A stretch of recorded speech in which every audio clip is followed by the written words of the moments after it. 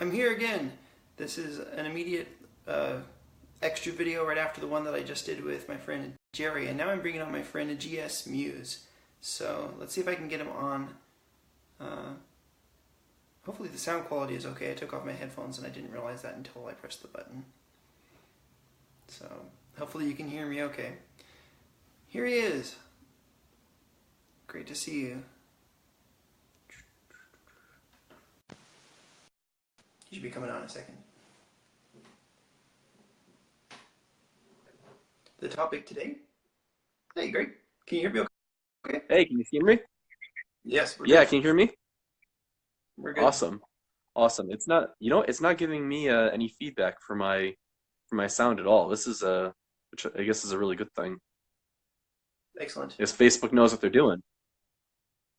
So here is my friend Greg, and we are on to talk about a couple of stories, including one that I recently read, found it on Amazon, and it's called Dark Swim. And then just to find out more about you as a person too, and what brings you to Facebook.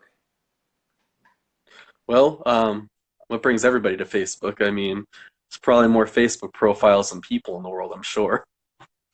To be. But I, as you know, I have my personal Facebook profile, but then I also have an author profile, and I like to I guess, bringing on today, the one thing I thought would be cool to talk about was Christian speculative fiction, which is something that a lot of people aren't really aware of. And when people hear about it, they kind of raise their eyebrows. And so there's people will, get upset. They'll say, well, why is it that, you have Game of Thrones and you have shows that are good but more secular humanists like Star Trek, in their philosophy, but you really don't see that representation of Christian creativeness. I mean, which is ridiculous because I mean, you have C.S. Lewis, you have J.R.R. Tolkien, the two greatest fantasy writers of all time.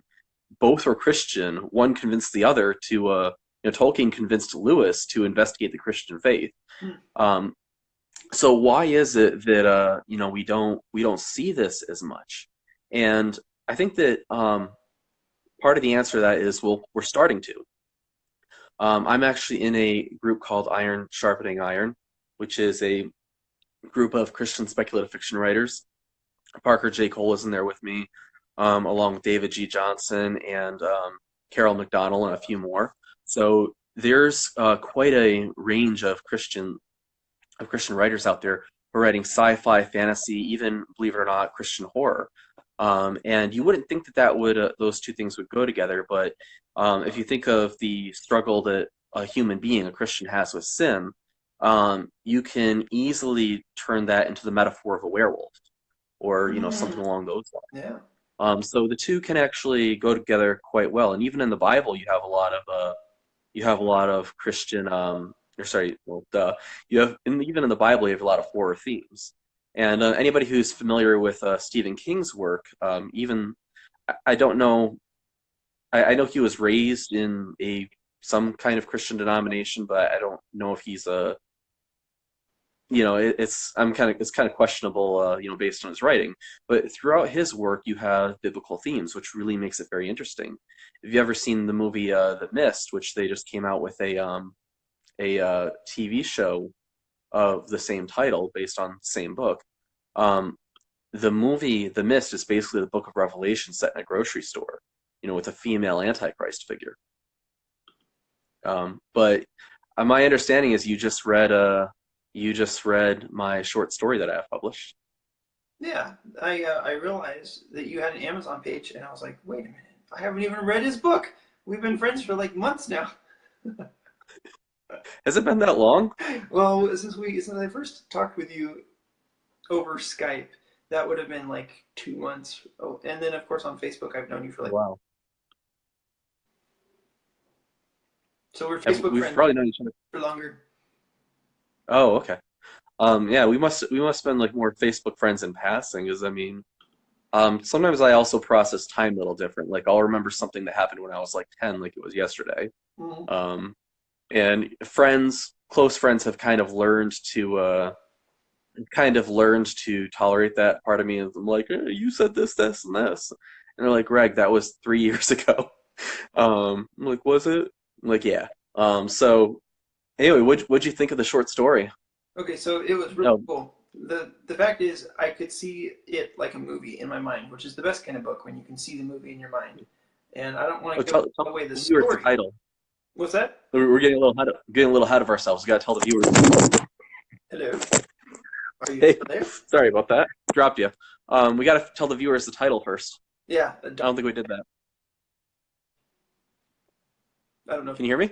Yeah, the Dark Swim is the name of the story, and it's a short story. It's I don't know how many pages it was, but it was like 20 or something. So I mean, it's a mini, Something like that. and It was like 7 in the Google Doc, but it ends up being like twice as much when you put it into a book form. yeah. So as far as the setting, it's like rustic England is what I Mhm. gathered, and it's just a story about a single boy, and he's out in the Mhm. woods, and some scary stuff happens. It was supposed to be actually around like Mississippi, southern area, Ooh, his 19th, axe early 20th century. Like, so that's where you get a lot of the look fit. that southern slang. Mm-hmm.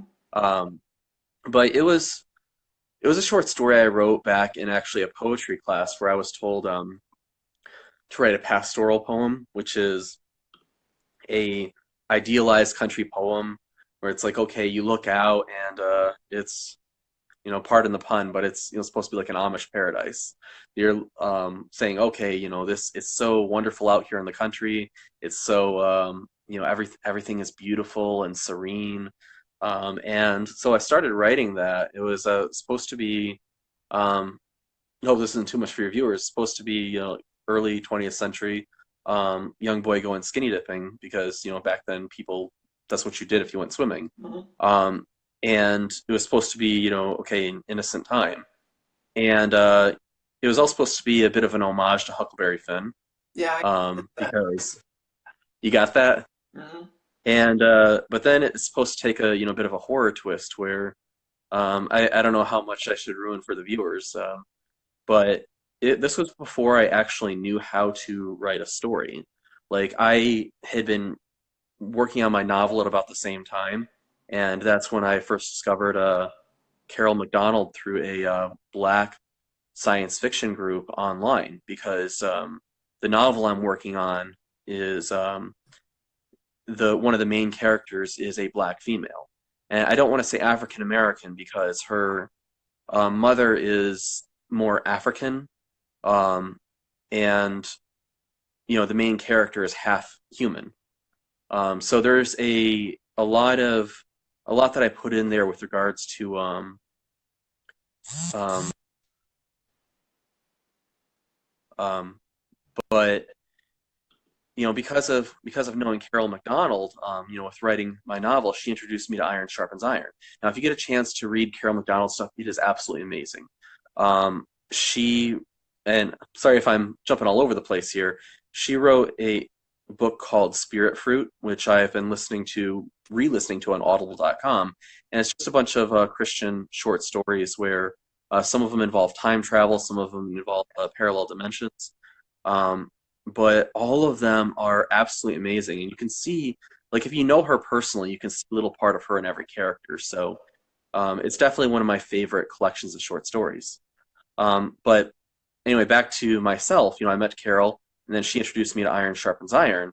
And now, over about a month ago, I finally finished rewriting my first novel because Carol had taken a look at it about 5 years ago, and she goes, "Where's the conflict?" I'm like, "Well, what's conflict?" Mm-hmm. And if you know anything about story writing, conflict is very important. You have to you don't have a story without conflict. So, and you think of like The Hobbit, for example, it's like, okay, there's the treasure, there's, something that they want, and they have to get to the treasure. And so, another word for conflict would be obstacle. So, two people just fighting for no reason isn't conflict. That's something that a lot of writers who are wet behind the ears don't understand. Like two people who are just fighting, that's not necessarily conflict. You have to have so that's why another term for conflict would be obstacle. So in the case of The Hobbit, you have, mountains, you have forests, you have, the dragon, between the characters and the treasure. And then you also have the reluctance of the Hobbit to actually, leave his quaint, very British-esque lifestyle and, from the Shire and actually go on an adventure to go get the treasure in the first place. So you have the things the characters want, you have their goal, and then you have to, put something in the way.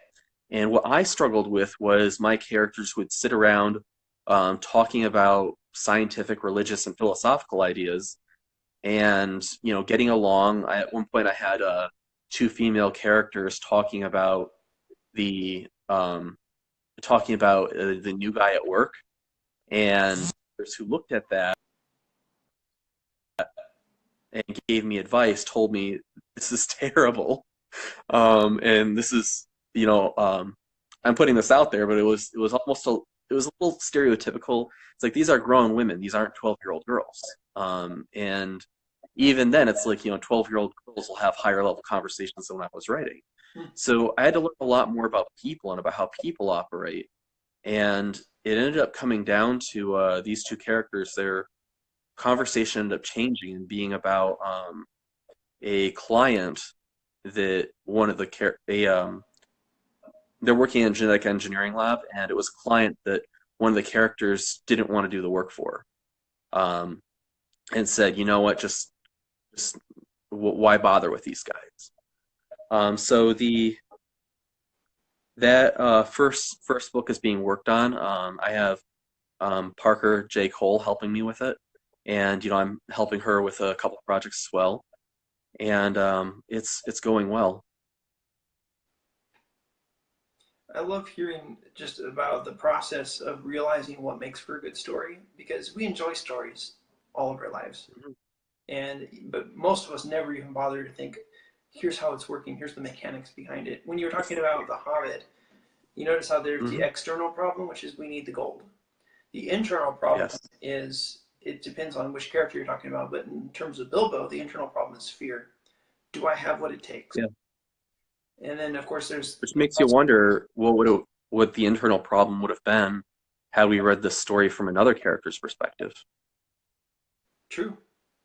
Yeah, I mean, it could be some of them are wanting to earn the acceptance of their families, or who knows what their motives are. Yeah, and Gandalf, if you ever read The Hobbit, is quite mysterious. Like I love the movies and I love the book, but if you read the original book, things are very different. Like the ring is not originally an evil ring, it's just a plot device. And I grew up with one of the Hobbit cartoons, because they actually made in two different versions of the animated Lord of the Rings and the animated The Hobbit. And most people don't know that there were actually two of each of those. But I grew up with I think it was a 1980s version of The Hobbit, and I was like, oh, I want a magic ring that makes me turn invisible. And then when the Lord of the Rings came out in the early 2000s, I was like, oh, be careful what you ask for, right? Yeah, that's the same experience I had. I was familiar with The Hobbit first. And you don't even know you don't know the ring is evil. I've heard that the whole thing started with J.R.R. Tolkien just sitting down and writing, there once was a hobbit that lived in a hole, or whatever the first line of that book is. And then that begged the question, well, what's a hobbit? So he didn't even have any idea what a hobbit was. And he just wrote that nonsense sentence, and it ended up becoming the legend we have today. So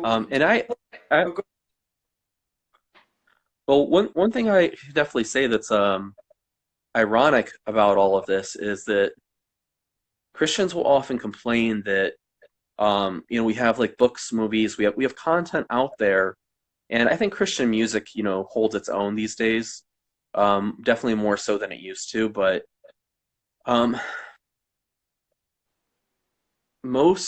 if you go to Barnes and Noble and you go to look at the Christian fiction section, it's all Amish fiction. Yeah, I know. That's there's all that one thing. What? It's kind of sad that it's all just one thing. Yeah, and so it's like, okay, you'll have, nine of the books are Amish fiction, and then the 10th one is The Shack, which when I first read it, I enjoyed it, and then come to find out the guy doesn't believe in hell and he's a heretic. Mm-hmm. Um, later on, it's like, oh great. Like in but there's I think part of it is that Christians get too hair splitty, too easily triggered, and to use a term that we often criticize the left with, over, well, this person said half a sentence that I disagree with. And it's like, that this is a fictional piece of work. It's like, if you're going to read Christian fiction, you have to have some suspension of disbelief. For example, I write a character who may or may not be included in the novel, who is a android version of the prodigal son. Oh, So his father is a watchmaker. He creates this android, and this android decides, I'm, you know what, screw you, Dad, I'm leaving. And he leaves, and you don't really find out what happens just yet. Um, and my theological perspective is, I don't think there will ever be sentient machines. Like I don't think you can program a soul. But this is fiction. Like this is not real life. And maybe I'm wrong. Maybe somebody will create a robot someday and God will give it a soul. Okay. I don't think that's going to happen, but just for the sake of argument, um, I'll put that for sake of argument out there. But it's not meant to be taken so literally. Um, and it's funny because by today's standards of Christian book publishers, most any of the writing from C.S. Lewis or J.R.R. Tolkien would not be published by today's standards. And then traditional publishing houses would say, well, this is too religious. So there is a publishing house out there that focuses on. I feel embarrassed right now because I'm having trouble remembering their name. If somebody remembers the name, type it in the box down below. But it's right on the tip of my tongue. But it's a publisher that focuses on the Crossover Alliance. Um, okay. Haven't they heard. focus on publishing edgy Christian fiction. So it's like, okay, maybe you have a book like mine where somebody gets eaten by a giant spider, and not everything goes smoothly, and maybe people butt heads and the Christians aren't always acting like Christians should. Newsflash, that's the way things are in the Bible. Mm-hmm. It's kind of ironic that something like Dexter, the TV show about a serial killer, which the Lord kind of led me to stop watching that. But I looked at that in the nature of humanity, that um, selfishness of humanity, and not the good kind of selfishness, not godly self-interest. This very selfish, depraved human beings. I was like, it's ironic that this very secular, very shock value show is actually getting an more accurate representation of the way human beings are. Hey, Dad, I'm on live. Yeah. Sorry about that.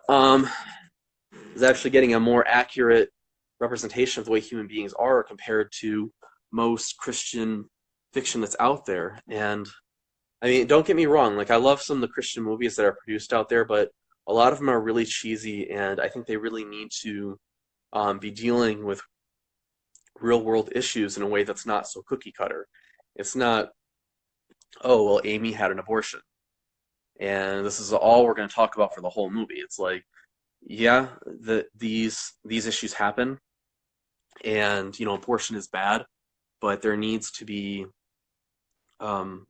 it can't be so after school special-esque. Yeah. I think part of it is we need to have serious literature, which means literature that deals with philosophical problems. And Yeah. if you come at it with the idea of, well, we already know exactly what our moral standards are, and this is where we sit on everything, and then you just present a story about one character who deviates from that and then returns to it, that's going to get old pretty quick. Whereas if you ask a question that Christians are actually struggling with, that's a little different. And not just Christians that are deviating from Christianity, Christians that are trying their best to understand what God wants. You tell a story about the struggle of a Christian to understand what God wants, that would be interesting. Hmm.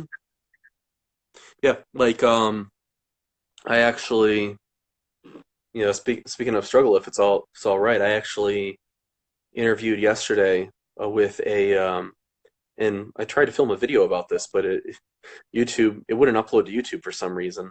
Hmm. I interviewed with a lab because my background is in science and I am applying for PhD schools right now, which is why I'm applying for PhD schools right now, um, and it's it's tough. Like the interview I had yesterday, which is for a regular job, I found out the cells the stem cells they were working with were embryonic, Wow. and that's not as common these days. Like most people don't.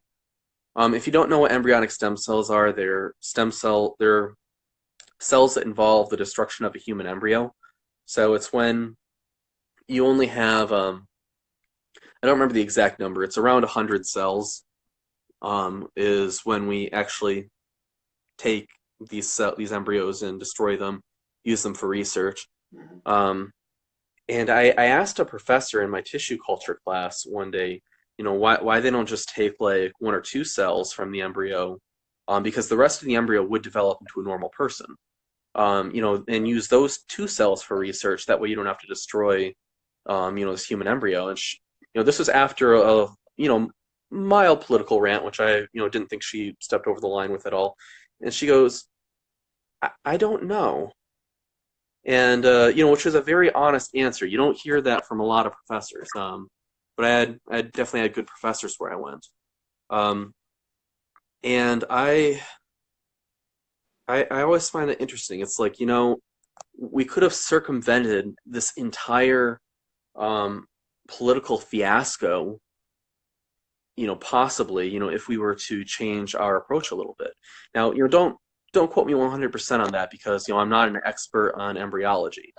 But, it's an idea at least. And, these days we don't really talk about embryonic stem cells as much because they have what are called induced pluripotent stem cells, which are you take adult cells from, like, say your skin, probably not your skin, but possibly, and you make them go backwards. And then they can develop into more cell types. And the viewers are going to have to forgive me for not being able to go back and look at my notes or Google things, because not even somebody who's been through 4 years of biotech, you can't remember everything off the top of your head. So if I can just see people fact checking me about the skin part. So I guess back on topic. You got to read my book. What'd you think of my short story? What'd you think of it? Well, it was really well done. First of all, the character was compelling, and I don't want to give it away. So the character Yeah. was super witty, and I love witty characters. I love characters that solve a problem in a way that I never would have expected. And then after they solve it, I look at it and I'm like, like why did about that solution? And it's great. So it's kind of like a mystery. It's almost like there's a little bit of mystery into it too, where you're like, wait, what just happened? Oh. So it's Oh, I wow. love the end of it because the end of it has kind of like a little stinger where you're like, oh, I see what happened, and I love that. That's awesome. I'm really glad to hear that. I've gotten almost nothing but positive reviews back, but like I read it and like I know that it's still a I read it and I can see how it's kind of young, kind of indie. But I wrote it, like 5 years ago when I first went to my 4-year university. It was actually for the very first class I took, which is a poetry class. And it was after my 2-year school. Hmm. Um, and it it was great how it came out. I don't know if I said this on before the live stream or not, but it was actually supposed to be a pastoral poem. Actually, we did cover that, didn't we? Yeah, you did mention Okay. that, and the idea of the scenery was in such huge contrast to the conflict that came up. So it's great. I'm like, Oh, and I also like I mentioned before, I have a book that's coming out. It's called Eden's Revenge, and my pen name is GS Muse, MUSE. Mhm. I know on this live stream it might be difficult for me to hide my actual name, but I guess at this point it is what it is. Um, but the pen name is GS Muse, so it's G.S. space MUSE. And so that's my pen name on Amazon. I only have one. I only have that one short story out right now. It's 99 cents. I try to make it free as often as I can, which Amazon lets you do that a number of times in a few month cycle. Mhm. But I mean, 99 cents. It's not too much. I'm sure it was worth 99 cents, right? Sure was. Um, Worth more than 99 cents, buddy. nice. Um, but I also have some more content coming out. Like I have my YouTube channel and my website where I talk a lot about, science fact. I talk about creation versus evolution. That's my biggest thing. I'll also talk about Islam. I'll talk about human sexuality. There's a good video coming out, along those lines pretty soon. There's I have a Bill Nye series on there where I went through and responded to pretty much every episode of Bill Nye's Netflix show, except for two. I did not watch the sex junk episode because I'm not sure I want to watch that. Um, and then he did one on designer babies where he conflated a lot of issues that are very different issues as if they were one and the same. So that one was just a very difficult to give a response to. So that one I'll probably actually sit down, make more of an animated video to respond to it. It's like when somebody lights But so from many fires that you can't even keep up. the well, I guess that's the thing people have to be careful with is you don't want to stretch yourself too thin. Oh, I'm sorry. I think I might have misunderstood that. Oh, when somebody starts too many fires, you heard that expression? So yeah, you're talking No, to I've someone never heard that. and you're like, I don't know how to respond to what you said because you just like showed me that you're ignorant on 17 issues in one sentence. Oh my gosh. I give up. So that's like worse than hurling elephants. It's like hurling flaming elephants or something. Yeah, and you're So just it's like, like I'm just not even gonna touch that. so That's it's when you like hear when something like somebody that. The proper response is, so you think, and then you just repeat exactly what they said, and then you just go, oh, you know what? I am going to use this. I am going to use this. This is going to be my thing, and people are going to get so mad. There's going to be some head spinning, um, but you got to be really calm when you do that. Like the tough thing is, learning how to, be godly and not get mad when talking to people. yeah. I actually just read today that apparently, like as I've told you before, I'm on the autism spectrum. Very obviously, I'm quite high functioning, but I just read today that people who are neurotypical, so people who are normal, when they think of a fact, they associate a emotional response with that fact. Whereas people on the autism spectrum, usually it's just like, this is what it is. Um, so like, so for example, they were talking about how there was a researcher who is herself on the autism spectrum, and she was talking about the positive attributes of people on the spectrum. So being able to focus really well, being able to do a lot of tasks that most people can't do. There was one person who's on the spectrum who learned Icelandic fluently in a week. It's like, oh my gosh. So it's like, put that guy on the bridge of Star Trek, Mhm. um, and, have him talk to the Klingons. Um, and but they were this person who was an autistic researcher and she's a scientist. She was talking about the positive aspects of autism, whereas most researchers would only focus on the negative. Like they're being very clinical, very much of, oh well, what's wrong with this person? And she's like, well, you have to look at both the positive and the negative, or you have to look at both the benefits and the not benefits, or however you want to say it. and they were like, but she didn't have any emotional attachment to any of that. And I found that to be interesting because like I'll like learn that some new technology came out and I'll be happy that people are going to be helped by that technology. But like if you tell me certain facts about different things, I usually don't have an emotional response. But you do have emotions. Of course. So Yeah, that's the thing is, where do they come from? well, I think everybody has emotions, but um, like if you tell me, if you break down, I guess, crime stats by demographic, like it doesn't, Mhm. give me as much of an emotional response. But Like seeing somebody injured or something that would give you an emotional response. oh gosh, yes, yes. So they actually did research recently that found that, not just me, of course, but um, there's a stereotype that people on the spectrum are cold and that they don't pick up on a lot of things. But with the more recent research is finding the opposite. It's the basically the overwhelming world hypothesis. I can't remember exactly what it's called, but Where like I the guess you might think of it in that stimulation super what? is too much stimulation.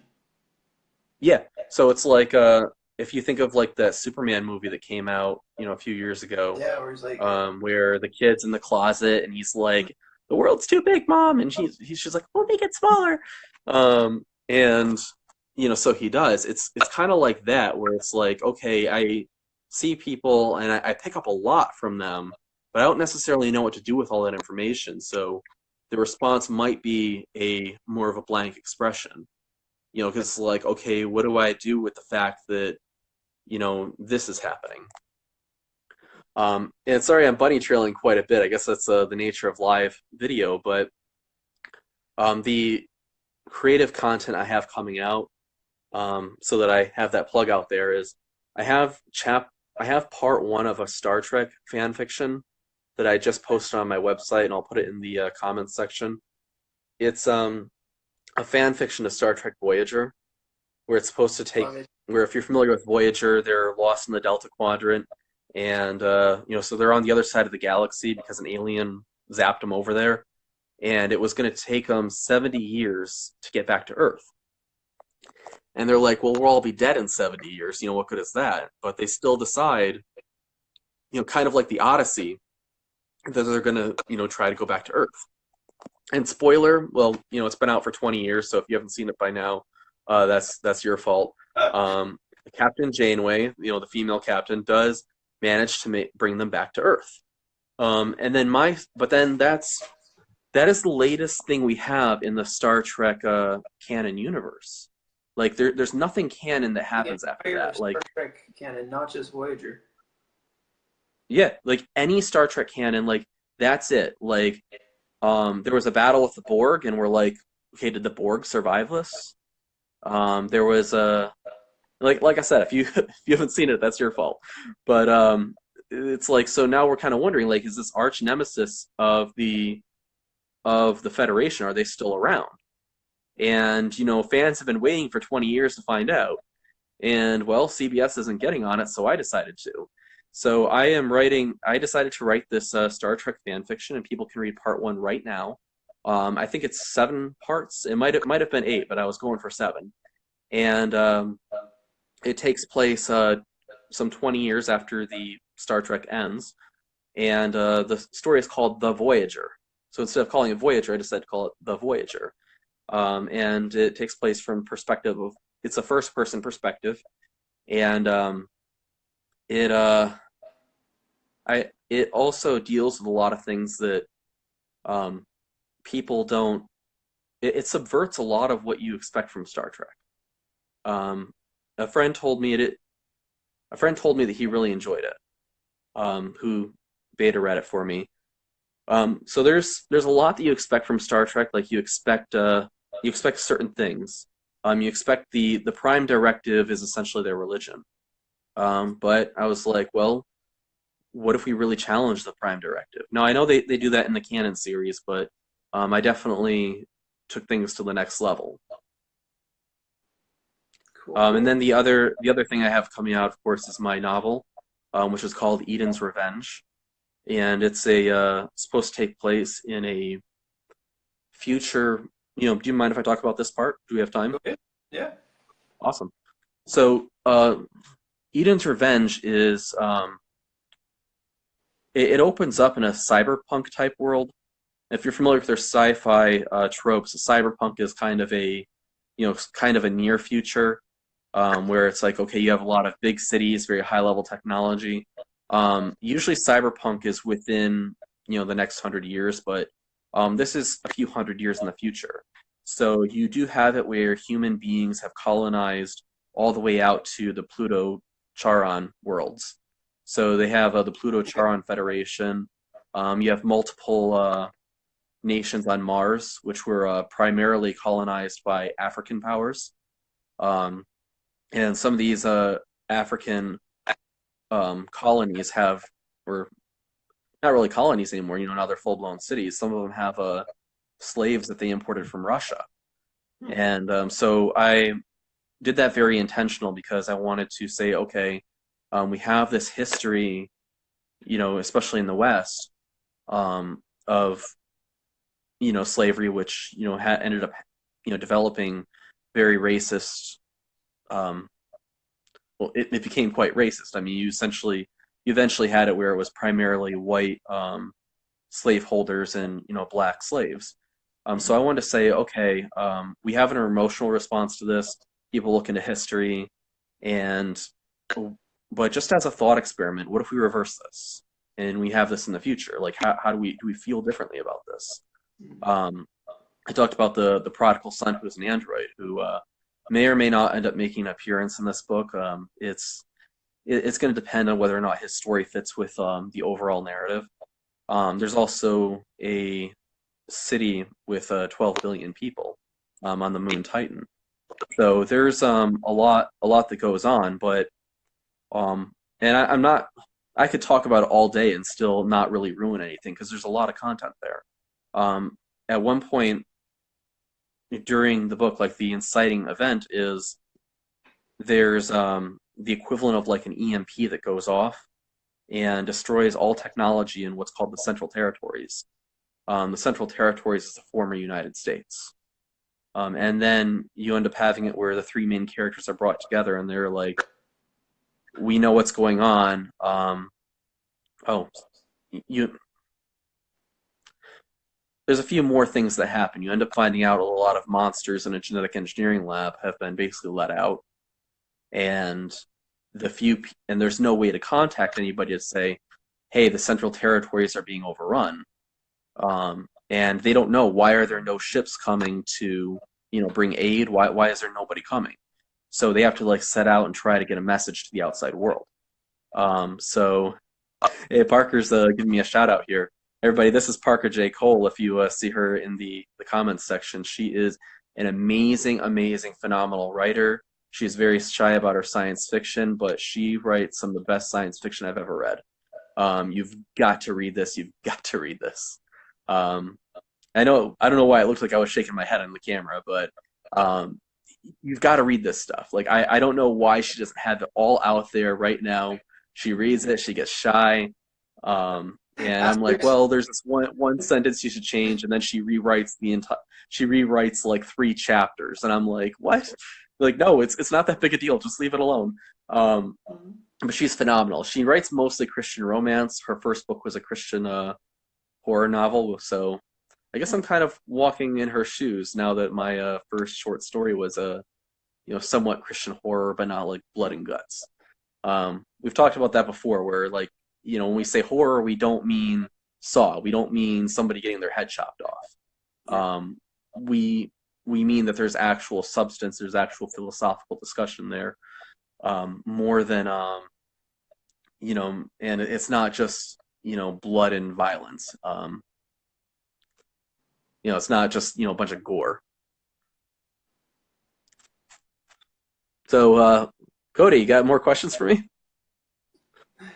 Well, it sounds to me like you have a ton of projects going on, and is it hard to keep all of these different projects going at the same time? You know what? I think well, sometimes it's easier this way because like there's days where I sit down and I don't feel like writing about technical stuff. Mhm. Like I don't feel like putting together a video some days where I'm like, okay, if I say half a word that some troll on the internet doesn't understand, they're gonna be like, "Raw, you're stupid." I mean, for crying out loud, like you helped me with my obviously another thing I have going, of course, is the articles I'm writing with you, Like two of them where you've helped me edit recently. them for Medium. Hmm. Like like like the it's it's kind of amazing the intellectual way people have lost their intellectual ability these days. I talked about that in the article Top 10. What did we end up titling that? Top 10 Myths That the Left Should Abandon? Something like that. Um, something like that. Yeah, something like that. Um, we ended up going through like 10 different titles before we pick one. But like some of the stuff was just so blatantly obvious that it's like, do people on the left not have Google? And I mean, obviously there's people on the right who are really set in their ways as well, very entrenched in their views. But what I what I have what I had on there, like for example, was actually, you know what? I think rather than talking about one of those examples, which I can think of them, but oh yeah, on there one of them was just saying that everybody who disagrees with you is a racist. Uh, It's like, are we 5 years old? Like seriously? Like somebody saying that Ben Carson's a racist, or like USA Today came out and they said, well, the AR-15s are bad because you could attach a chainsaw to it, that and picture everybody is thought it was a gonna joke. it's gonna sink Yeah. USAJ. Oh my gosh. But that's the thing is, I think people went through like Tim Dukeman, our friend, said he went through, like kept seeing his feed and ha ha ha, thinking it was a joke. And it's like, no, USA Today actually said this. Yeah. I went and checked it and screenshotted it, and it's like, yes, they said AR-15s are bad because you can attach a chainsaw to it. You can you can attach a chainsaw to a vacuum cleaner. I've got one. I've got a vacuum cleaner right here. I've probably got a chainsaw in here somewhere. I could tape. Does that mean we should ban vacuum cleaners? I mean, what logic is like? It's like beyond parody. It's like you can't even parody this anymore. Greg, have you heard Um, of Poe's law? heard what? Have you heard of Poe's law? I thought you asked me if I heard of Islam. Is the Poe's law where things like the more you talk, the chances of talking about Hitler or the Nazis approaches one? No, there's a Is that it? that one too. But Poe's law is this thing I saw on Wikipedia where it says that there comes a point where people's ideas are so absurd that you can't tell if they're just kidding around with you. You can't tell if it's a spoof. You can't tell the difference between spoof Wait, can you? and reality. What's Poe's law again? Actually, my battery's on 15%. Oh yeah, mine's getting down But too. it's probably But this as it's well. so Poe's law is that sometimes you cannot tell when somebody's views are so crazy, you cannot tell if they're joking. And so you're like mainstream media, it's almost like it was designed to be a parody of itself at some point. And some people's Yeah. political viewpoints, they look like a parody of themselves. But I like that concept. The CNN is like CNN told the Onion, "Hold my beer." Yeah, exactly. I mean, for crying out loud, they admitted. When I was actually at my job interview yesterday, somebody said, "Oh, the Russians, messed with our election." I'm like, well, they possibly colluded with Hillary Clinton, but have you not seen the videos where CNN admitted that the entire Trump-Russia conspiracy was completely made up? Right. And like I know, like I was borderline hashtag never Trump for the longest time, and like I had to hold my nose when I voted for him. Mhm. But it was just like I felt like Hillary Clinton gave me no choice. Um, but and I know like you're even more skeptical of him than I am. But I mean, for crying out loud, it's like Ben Shapiro gives some good criticisms of Donald Trump, but he also will give him credit where credit's due. But it's like it's such the lowest hanging fruit.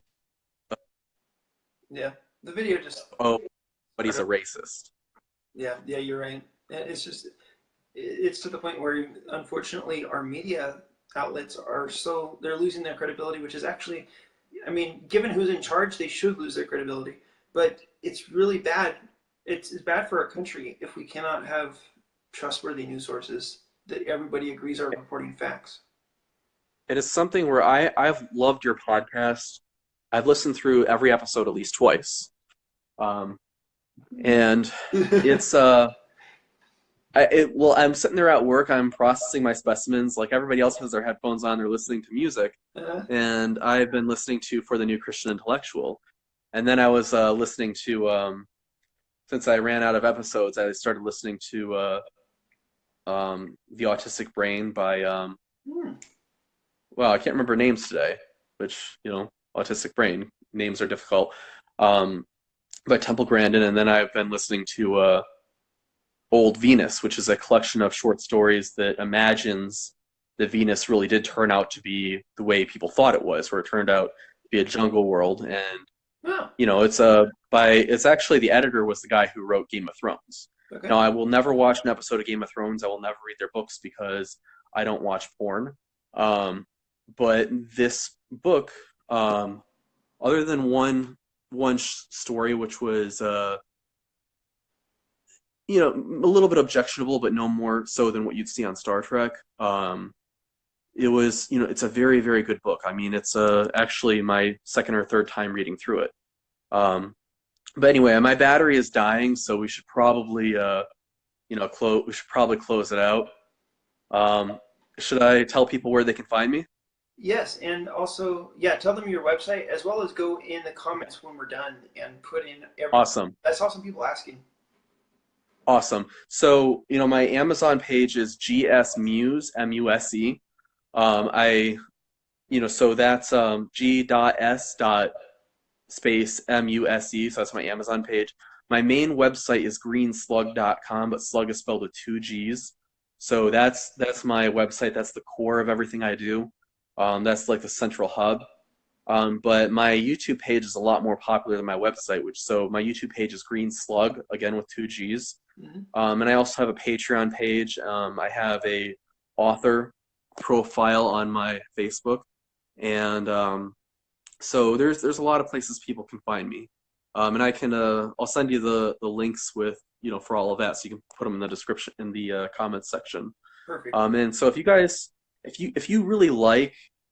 I'm really all about the intellectual stuff. So on my website, I link to Thomas Sowell. I link to a bunch of other great people like him. I link to different preachers. And so I'm really about this, a lot of what Cody is about, which is trying to help people to think and really think deeply about things. And it's been really refreshing for me to find another person that I can talk to, because I can't really talk to Steven Crowder. I can't talk to Thomas Sowell. I can't talk to Ken Ham. I do know Mark Loy though, but I can't talk to a lot of these people because they're busy, and so finding another person who's probably just a few years older than me who is in this battle with me is something that I've really appreciated. And I'm also not shy about talking to my fans. Like if you send me an email, I'll probably respond. I'm not that famous yet. All right, so I got 5% battery life. Got any words for the viewers, Cody? Oh, I was going to say, I love this idea of what the internet can do for us connecting, because you and me connected, and anybody that is writing a blog about Christianity, especially if it's Orthodox Christianity, and I love connecting with people like that, people that are interested in conservative politics, and Oh yeah. my goal is to bring people together, like you And did, I right? love that you don't back down on that. Like, sorry to jump in, but I know my phone's gonna die. Um, I love that. Like, whenever I've been involved in Christian groups before, they're like, okay, we're kind of gonna avoid politics, which I appreciated because, up to a point, because, Mm-hmm. they're trying to focus on something. They don't want to give up sharing the gospel to set tables. Mm-hmm. But with you and me and this being a smaller group of people that can connect online, we're able to take on things like socialism, which do run contrary to what the Bible teaches. Yeah. And we're older, hopefully more mature people, hopefully. Um, and I know I can have my moments, but we're able to say, hey, I'm not 22. I'm, not getting this brainwash from my professor. And I could say, no, socialism is evil. And as somebody who's poor right now, and I actually am getting food stamps, um, I hate a lot of these benefit programs. Like going to the DHS office, we could talk about this another time, has actually made me more anti government. Like I was kind of on the fence, but I'm like, you know what? I view socialism, I view all these social welfare programs as taking from the poor to line the pockets of the governments and the lazy. Um, and granted, I know there's a lot of people out there who need the welfare, but if it weren't for the high taxes, I lost you.